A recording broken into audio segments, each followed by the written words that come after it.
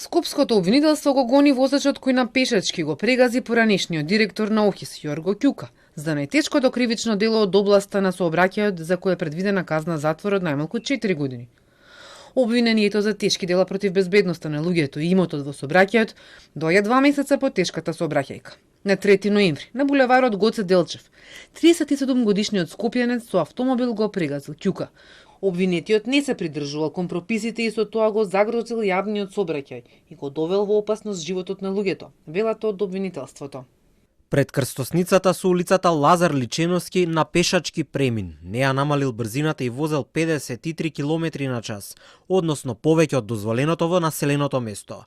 Не можел навремено да запре и со предниот дел од возилото удрил во велосипед кој поминувал по пешачкиот премин. Од ударот велосипедистот Јорго Ќука се здобил со тешки телесни повреди, од кои починал на лице место. Обвинетиот се брани од слобода. Предходно му беа определени мерки на предпазливост. Одземени му се двата пасоша, македонскиот и српскиот, и возачката дозвола, а има и забрана за напуштање на градот и обврска да се јавува редовно во судот. Како што предходно објави Телма, автомобилот бил на име на фирма, а возачот бил уапсен во здравствена установа. Со такси по несреќата отишол на лекар. МВР после 3,5 часа од несреќата соопшти дека го уапсила осомничениот. Јорго Ќука беше познат стопанственик, а повеќе од 2 децении беше прв човек на поранешниот гигант во хемиската индустрија ОХИС.